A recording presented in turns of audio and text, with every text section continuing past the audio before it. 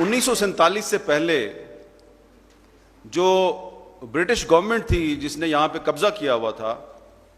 تو اس نے پنجاب میں ایک بڑا اچھا انفراسٹرکچر بنا دیا، سندھ میں بھی ایک اچھا انفراسٹرکچر بنایا۔ اس کے علاوہ جو اس وقت انڈیا ہے وہاں پہ آپ دیکھیں کلکتہ سے لے کے دلی تک بڑا اچھا انفراسٹرکچر ہے،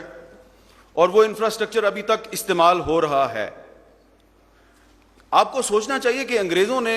یہ جو آپ کا آج کا بلوچستان ہے یہاں پہ ایک اچھا انفراسٹرکچر کیوں نہیں بنایا؟ اس کی ایک بہت بڑی وجہ تھی۔ وجہ یہ تھی کہ فرسٹ ورلڈ وار اور سیکنڈ ورلڈ وار کے دوران جو برٹش گورنمنٹ تھی اس کا یہ خیال تھا کہ رشیا یا جرمنی ایران کے راستے سے انڈیا پر حملہ کرے گا، اور وہ ادھر سے بلوچ علاقے سے اور یہ جو پشتون علاقہ ہے ادھر سے آئے گا۔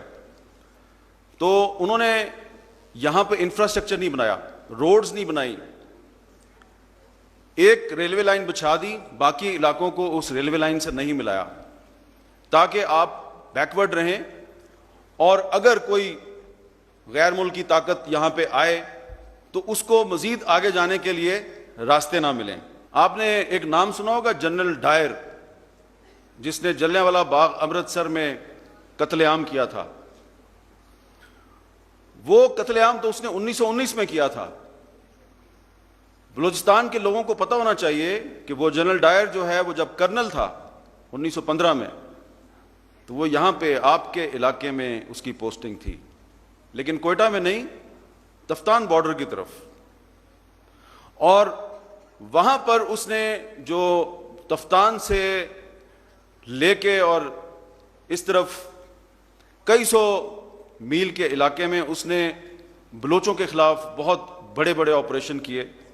کیونکہ اس کو شک تھا کہ یہ بلوچ جرمنی کے ساتھ مل کے ہمارے خلاف بغاوت کریں گے۔ اس کی ایویڈنس ان کے پاس یہ تھی کہ وزیرستان میں بھی جو وہاں کے پشتون قبائل تھے وہ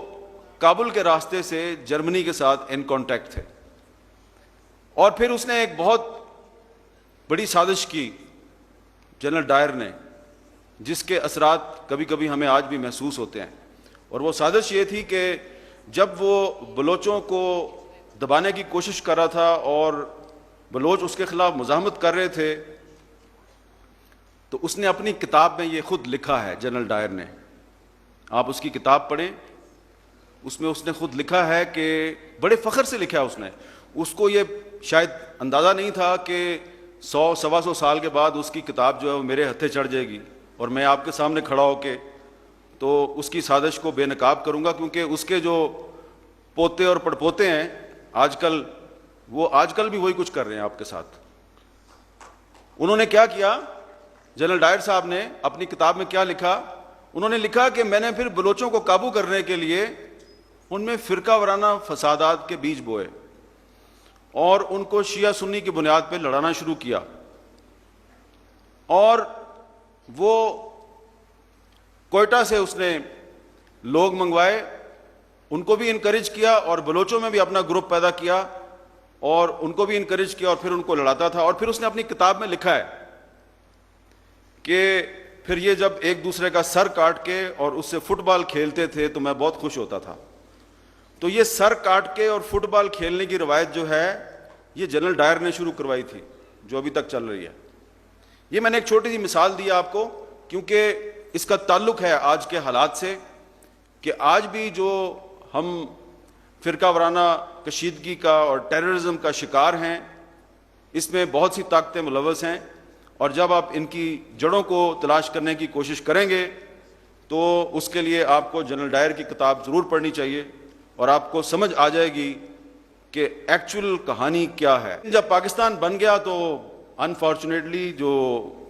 بلوچستان ہے یہاں پہ ڈیولپمنٹ نہیں ہو سکی۔ اب جب ہم سی پیک کی بات کرتے ہیں تو اس میں کہا جاتا ہے کہ جو گوادر ہے اس کا کردار بڑا اہم ہوگا۔ شاید آپ کو پتہ ہے یا نہیں پتہ، لیکن میں رپیٹ کرتا ہوں کہ گوادر 1947 میں پاکستان کا حصہ نہیں تھا۔ گوادر 1947 میں عمان سلطنت عمان کا حصہ تھا، اور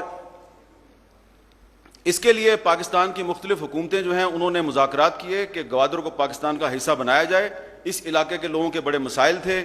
وہ چاہتے تھے پاکستان میں شامل ہو جائیں, ان کے پاس گوادر کی نیشنلٹی تھی, گوادر کے لوگوں کے پاس عمان کی نیشنلٹی تھی, عمان کے پاسپورٹ تھے. تو 8 ستمبر 1958 کو ایک ایگریمنٹ ہوا گورنمنٹ آف پاکستان اور گورنمنٹ آف عمان کے درمیان. ملک فیروز خان نون پاکستان کے وزیر اعظم تھے اور نواب اکبر بگٹی پاکستان کے ڈیفنس منسٹر تھے. یہ سب اس مذاکرات میں شامل تھے, اور 8 ستمبر 1958 کو پاکستان کی ایک کمزور سیاسی حکومت نے پاکستان کی ٹیریٹری میں گوادر کو ایڈ کیا 8 ستمبر کو. اور 1 مہینے کے بعد اکتوبر 1958 میں مارشل لا لگ گیا. اور وہ تمام سیاستدان جنہوں نے پاکستان کی ٹیریٹری میں گوادر کو ایڈ کیا تھا, ان کو خراج تحسین پیش کرنے کی بجائے ان سب کو اٹھا کر جیلوں میں ڈال دیا گیا. تو یہاں سے ایک ظلم کی داستان کا آغاز ہوا جس میں بہت سے موڑ آتے ہیں, اور